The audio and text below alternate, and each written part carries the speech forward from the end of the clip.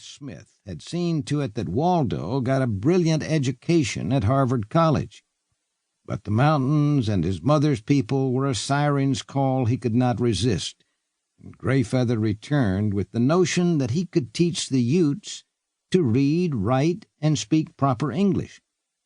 Walkara, however, had other ideas. The stubborn chief fervently believed that the language soon to overtake the Rocky Mountains would be Spanish, not English. That was about the time Greyfeather met Kit Carson, and he and Kit had been riding the Trapper's Trail ever since. O'Farrell looked over his shoulder at Greyfeather, who rode between him and Connor, and said, "Him being a grown man, Mr. Feather, he ought not be playing with wee dolls." "Maybe he has a reason for having it," Greyfeather answered reasonably. "Something that's none of your business." O'Farrell scowled at the Indian. "Now, just you be telling me what sort of reason might that be?"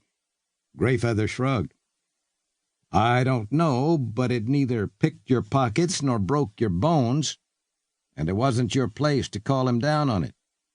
"You be minding that tongue, Mr. Feather, or—" "All right, you two."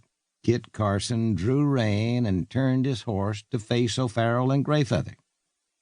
Connor and the extra horse came to a halt behind him. Kit had been listening to them bickering ever since they had ridden away from their winter quarters on the Powder River earlier that morning. He speared O'Farrell with a narrowed eye.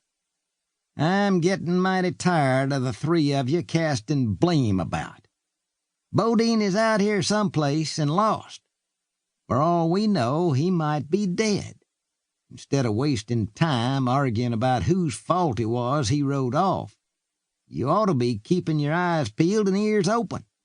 If he's still alive and hurt, he might be trying to signal us. The way you're carrying on, we could ride right past him and never hear." Kit nodded at the extra horse that Connor was leading. "We know that Bodine is afoot, and that's a bad way to be this time of the year and with this storm."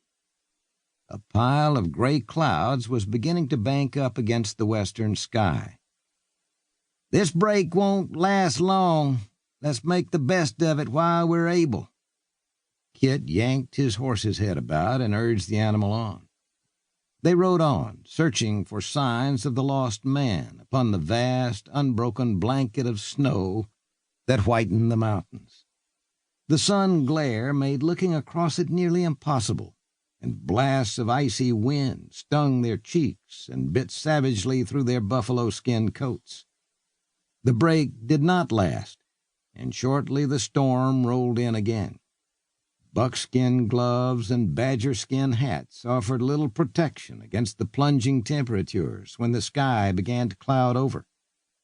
The only good Kit could see in the week-long storm rearing its head once more was that the clouds cut off the sun's brilliance, allowing them to peer hard and searchingly across the snowfields.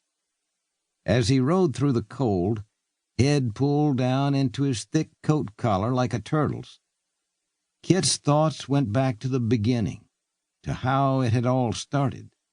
He had lost track of how many times he had revisited that single incident, but whenever he did, he knew that he was as much to blame for Bodine leaving the protection of winter quarters as anyone else there. But there was no doubt that it had been O'Farrell's thoughtless remark that had set the calamity in motion. "What is it that you have there, Mr. Bodine?" had been an innocent enough question. But O'Farrell had not really cared what it was. He was only looking for something to take his mind off the long weeks of confinement, off the howling winds that buffeted the 5 cabins on the Powder River where nearly 24 trappers had been holed up for the last 8 weeks. Christmas had come and gone with hardly anyone taking notice, and it was already well into January. Winter quarter affected men differently. Some took to it stoically and philosophically, seeing it as just another trial to be endured, or an opportunity